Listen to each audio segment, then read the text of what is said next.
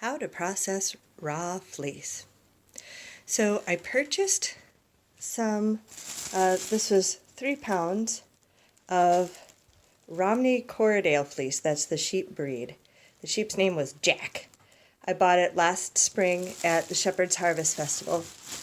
I think this particular sheep had been coated, which means, running around with a little, with their little robes on, because there is not a lot of, what they call it, vegetable matter. There's not a lot of sticks and leaves and things in it. But it still will have a lot of the natural oil from the sheep, and it smells very sheepy. It's kind of a nice smell. This is the part of the hair that was closest to the sheep's skin, and then this is the outside. So this is what I'm trying to hold my phone and pull the locks at the same time. So this is what a lock of sheep's wool looks like from this particular one. Different breeds have different staple lengths, different amounts of how curly their hair is. This was actually the grand champion fleece from the Fiber Festival last year. So I was pretty excited to win this one in an auction. So today I'm going to show you what I do to process, to scour rather, a raw fleece. I'm going to take these locks and I'm going to put them into laundry bags, sort of the lingerie bags, but I can't do that while holding the phone, so I'll be right back. So the main idea for getting them into the lingerie bags is I separate them into locks, or roughly into locks, and tuck them into the bag. Hey, Mom. So once we have all of the locks into lingerie bags, oh, by the way, this is my lovely dye and scouring space down in the basement. I have a bucket full of warm water, and we're just going to pop the bag, I have several bags, into the water and leave it soak for about a half an hour. You can see I've just popped them into the water, but the water is already turning a lovely brown from the dirt and the natural oils that are found in the wool. Sheep have a natural, it sort of feels like a grease, but it is more of a wax called lanolin that protects their wool, sort of makes them waterproof. And if I leave some of the lanolin on the wool, the products that I make with it will be waterproof. Like you could knit a diaper cover, a wool diaper cover to wear over, that a baby could wear over a cloth diaper, and that wool cover would keep the baby's clothes from getting wet, even though the cloth diaper is soaked. So that's kind of cool. Well, we'll just let this soak for a little while, and then we'll go on to the next step. After 20 minutes, my rinse water is pretty gross. I took the bags out and wrung them gently. It is wool, so you have to be really careful not to agitate.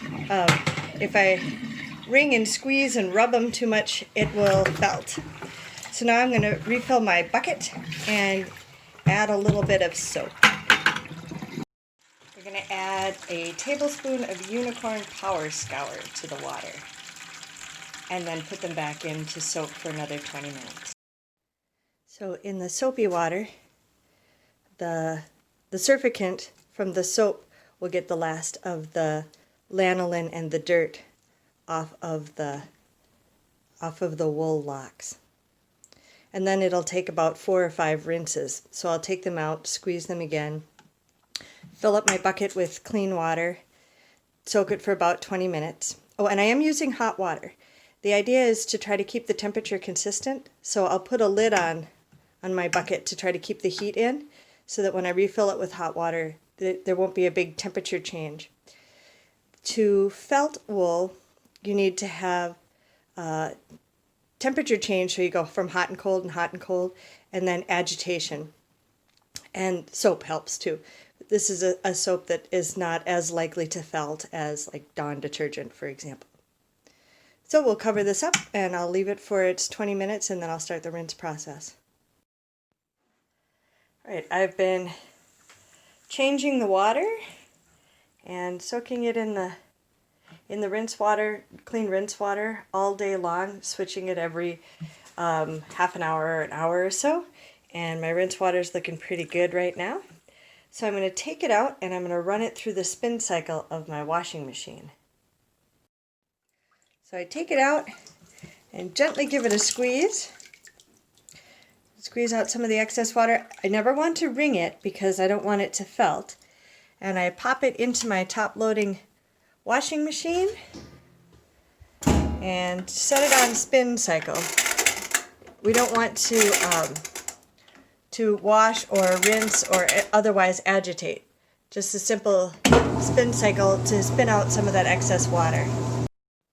Once I take it out of the spin cycle, it's damp, but much drier. It isn't dripping. And then I just take it out of the bags, which is hard to do with one hand and a phone, and spread it out on my screen. I have a window screen from a storm door that I have between two card tables. It's very high tech. And I spread it out, and I'll fluff it out with both hands here when I put my phone down. But I'll get everything spread out nice and basically as thin as I can to get some air circulation. I'm doing this in my basement. I do have a dehumidifier in my basement, which helps keep things, dry them out a little bit.